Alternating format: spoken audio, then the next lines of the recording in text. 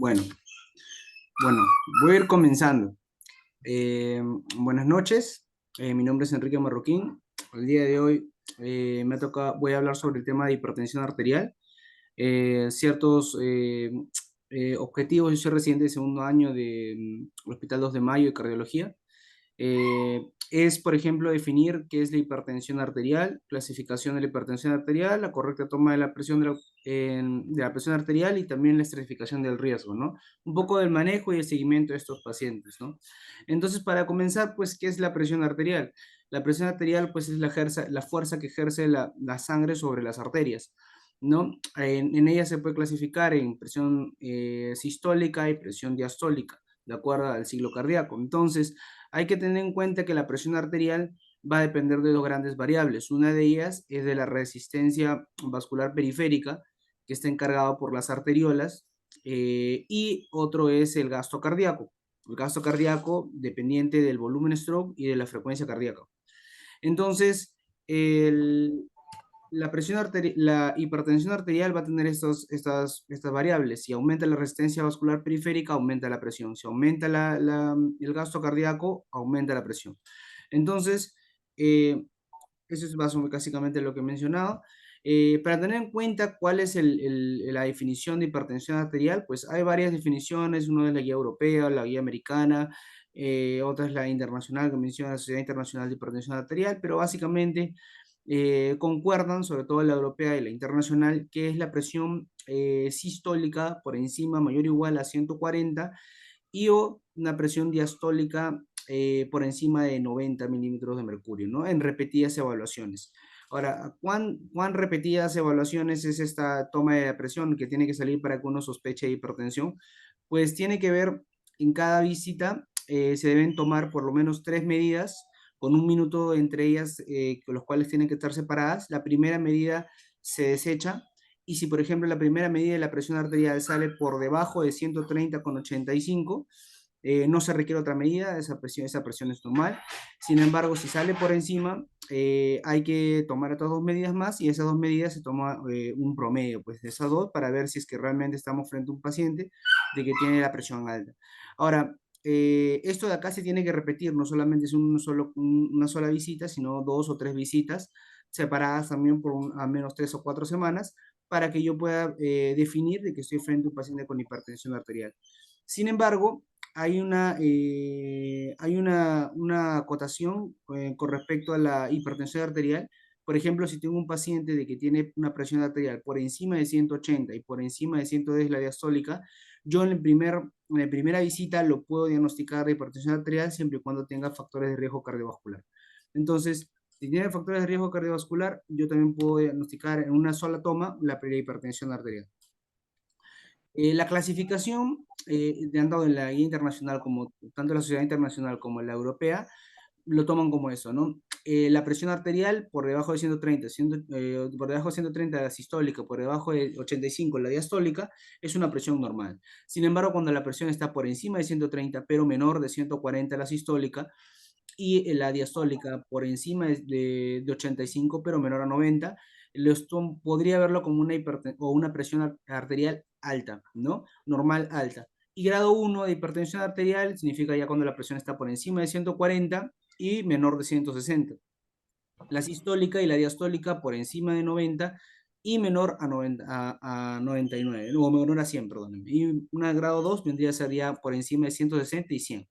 Hay que tener en cuenta de que esta clasificación que se hace para la hipertensión arterial es relacionada a que aumente el riesgo cardiovascular de los pacientes cada vez que tienen un grado 1 o grado 2 de hipertensión arterial. Si bien la medida para decir que es un paciente con hipertensión arterial es arbitraria, es un consenso, cada vez que un paciente sube de grado, aumenta su riesgo cardiovascular. Pues, ¿no? Ese riesgo cardiovascular, ¿qué quiere decir? Efectos como enfermedad vascular coronaria, enfermedad cerebrovascular, tromboembolias, es aumenta el riesgo, ¿no? Entonces, ¿qué podemos ver en esta imagen?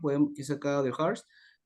Podemos ver, pues, que de acuerdo a cómo aumenta la edad, aumenta la incidencia, la prevalencia hipertensión arterial, pues, ¿no? ¿Y qué podemos ver? Que al principio, si nos damos cuenta, alrededor de los 55 años o 60, alrededor de los 55 años, la presión arterial, bueno, es predominantemente hasta los 55 años, predominantemente en los varones. Sin embargo, en pacientes de 65 años, más de 75 años, hay una inversión y comienza a aparecer de manera más prevalente en las mujeres, ¿no? Eso de ahí se puede explicar, bueno, por factores de riesgo de las mujeres cuando entran a la menopausia, que también son factores de riesgo para hipertensión arterial. Entonces, tanto la presión arterial sistólica como la presión arterial diastólica, eh, ambas se toman en cuenta para evaluar, pues, el riesgo de isquemia, ¿no? Ese IHD es una ischemia heart disease, a eso se refiere, la mortalidad por isquemia.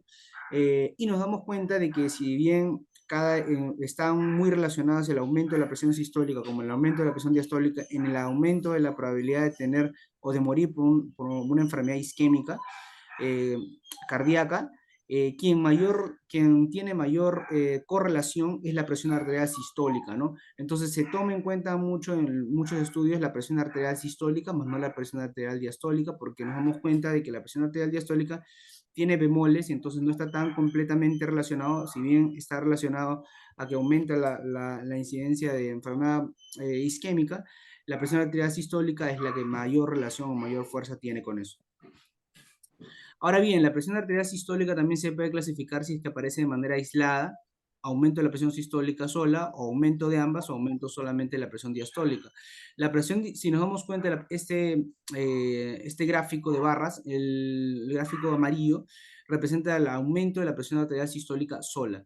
Cuando nos damos cuenta, a partir de los 60 años, el aumento de la presión arterial sistólica aislada es mucho mayor a lo que ocurre en pacientes menores de 50 años.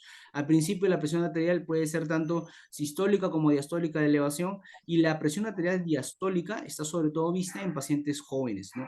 En pacientes jóvenes podemos ver ese aumento de la presión arterial diastólica. Ahora, ¿a qué se debe esto? Recordemos que, como mencioné, la presión arterial depende tanto de la resistencia vascular periférica como también del gasto cardíaco. Si yo aumento el gasto cardíaco, por ejemplo, en pacientes obesos, aumento el volumen stroke, entonces esos pacientes tienen mayor riesgo de generar hipertensión arterial. Y si tengo pacientes que, por ejemplo, son más añosos y comienzan a formar esclerosis o comienzan a tener endurecimiento de las arterias, en este caso las arteriolas, eso va a aumentar la presión arterial de la misma forma, ¿no? Entonces, eh, también es importante para tener en cuenta de que este paciente puede sufrir después de hipertensión o de un riesgo de hipertensión.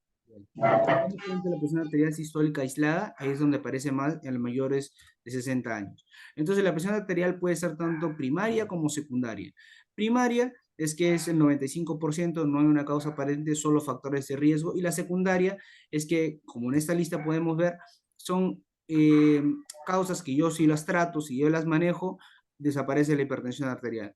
Hay muchas, entre las más resaltantes es la enfermedad renal parenquimatosa, estenosis de la arteria renal, enfermedades endocrinas como síndrome de Cushing, podemos ver también enfermedades como la síndrome de apnea del sueño, la misma preeclampsia, el uso de drogas como cocaína, como anfetamina, el uso excesivo de alcohol, perdón, el uso de simpático-miméticos, uso de mineralocorticoides, podrían generar un aumento de la presión arterial que se puede solucionar manejando la causa de fondo, ¿no? Pero esos son un pequeño grupo, la gran mayoría son pacientes que presentan eh, hipertensión arterial primaria, ¿no? Tengo que sospechar en un paciente con hipertensión arterial secundaria en pacientes menores de 30 años o mayores de 60 años que debutan con hipertensión arterial.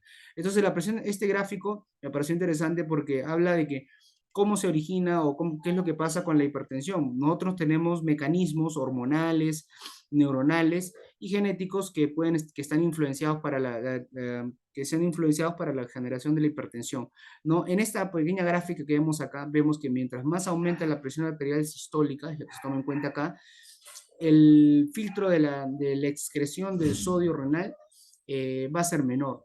Entonces, cada vez necesita más presión para excretar más sodio, ¿no? Esto de acá ocurre de manera crónica y es uno de los principales responsables de que se genere la hipertensión arterial sostenida, ¿no? Si bien al principio lo que vamos a tener son mediadores, varoreceptores, quimiorreceptores o sobre todo el sistema autónomo, va a aumentarse para generar un aumento de la presión arterial. Ese aumento de la presión arterial que genera son de apenas minutos y horas.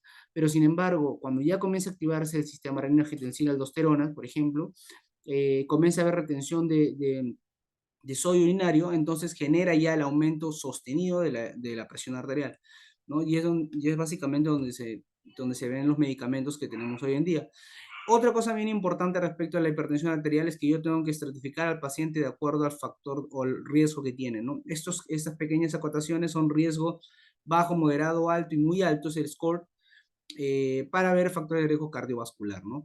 Importante de tener en cuenta solamente es que el score muy alto son pacientes que ya tienen daño de órgano blando, son pacientes con enfermedad, con la puntuación score más de 10%, enfermedad renal crónica, con una tasa de filtración glomerular menos de 30, o pacientes que ya hayan tenido eventos isquémicos, DSB, enfermedad arterial periférica, ictus, son pacientes que ya son muy alto riesgo. Pacientes que son de riesgo alto son pacientes que tienen dislipidemia y que tienen una presión arterial pues grado 2, ¿no? Que sea muy elevada, mayor a 180, mayor a 110.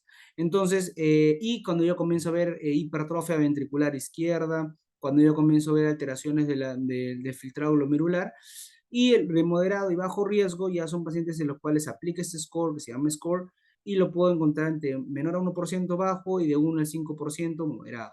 Ahora, ¿para qué nos sirve utilizar esta gráfica? Nos ayuda a estratificar al paciente que tenemos con hipertensión arterial y la intención de manejo que vamos a tener con él.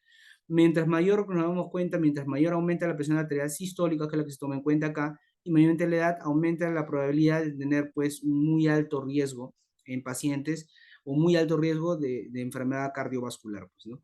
Y eso son complicaciones de la hipertensión arterial. La hipertensión arterial dentro de las guías, aparte de los grados que puede presentar grado 1, grado 2, grado 3, también se le puede estratificar en fase 1, fase 2 y fase 3. Y justamente para ver si estoy en fase 1, fase 2 y fase 3, utilizo esos factores de riesgo que mencionaba anteriormente, pues, ¿no?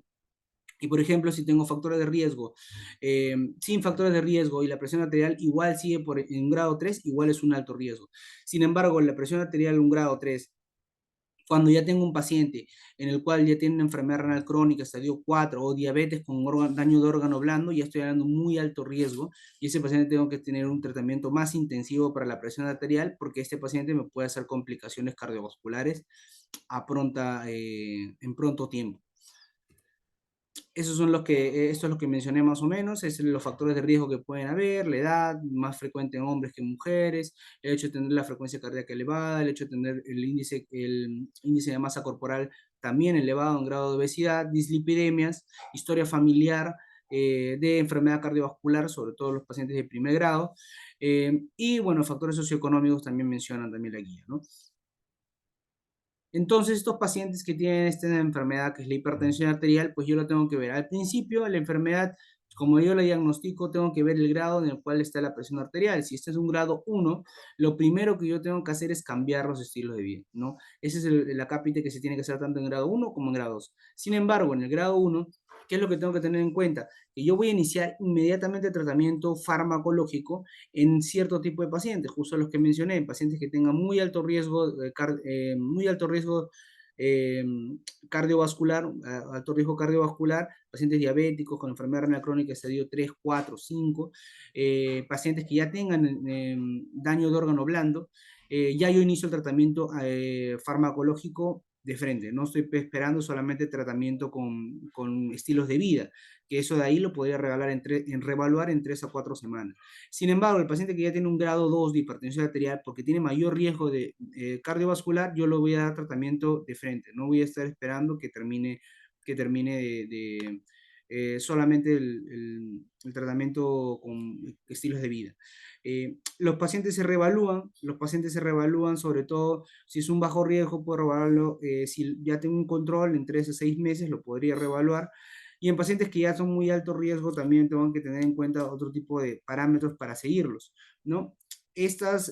¿Cómo se comienza? Ahora lo que se intenta hacer es tratamiento dual de inicio, darle una sola pastilla que tenga dos componentes, ¿no? Eso es lo que se busca ahora, se ha dado cuenta de que eso ayuda mejor al control de la hipertensión, a agarrar más vías fisiopatológicas que me puedan disminuir la presión arterial, ¿no? Entonces, al principio la combinación clásica es un IECA con un calcio antagonista, es el ASCOP, el estudio ASCOP, que es un estudio nórdico, demostró una disminución del riesgo cardiovascular en este tipo de pacientes que recibían calcio antagonista con IECAS, ¿no? A diferencia de los pacientes que utilizan IECAS con tiazidas. Entonces, el segundo paso es, si es que no controla con estos medicamentos, después de 3 a 4 semanas, yo le puedo subir la dosis al máximo, ¿no? Y pues, si no controla con eso de ahí, yo ya ahí comienzo a pensar en darle de medicación triple terapia, ¿no? Agregarle una tiacida para mejorar la presión, ¿no? Y tener en cuenta siempre que estos medicamentos suelen generar hipercalemia. Tengo que tener mucho cuidado en pacientes que tienen potasio por encima de 4,5 y pacientes que tienen filtrado glomerular menos de 45. Sobre todo en los pacientes, que no es tema de hoy día, no voy a hablar de eso, es sobre todo los pacientes que tienen hipertensión refractaria, ¿no? Los cuales también se agrega la espronolactona. Ahora, para acabar, un punto bien importante que me pareció también es en la parte de seguimiento. Estos parámetros que vemos acá son parámetros tanto en el EKG que podemos ver con el score de Sokolov o el signo de Sokolov. Podría haber también hipertrofia ventricular en el ecocardiograma, podría haber también incluso en la misma resonancia el filtrado glomerular, pero algo que es muy importante acá es que la mayoría, si nos damos cuenta de estos factores, cambian en meses de tratamiento recién cambia, pero hay uno muy específico, que es este de acá, que tiene moderada de forma de reproducirse, es muy sensible, es justamente la albuminuria, ¿no? En pacientes que tienen, instauro un manejo de hipertensión arterial, y si yo lo sigo con la albuminuria, y la albuminuria está menor a 30 miligramos en 24 horas, y significa que ese paciente está respondiendo bien, ¿no? Y eso de ahí no voy a tener que esperar meses para ver un cambio, o voy a tener que esperar mucho tiempo. Solamente en semanas yo puedo ver que esa albuminuria va a ir disminuyendo. Es un muy buen factor, un muy buen parámetro para seguir a pacientes que tienen hipertensión arterial. No, entonces, para acabar, bueno, estamos acá de frente a un paciente de que pues es fumador, 63 años, y viene porque es diabético también, y se controla bien sus glicemias, pero viene con una presión arterial elevada. Este paciente, ya el hecho de ser diabético, de tener, fumar cigarrillos, tabaco, ya tiene un factor de riesgo cardiovascular per se. Los pacientes que ya de por sí tienen diabetes mellitus por más de 10 años es por lo menos un factor de riesgo alto para cardiovascular.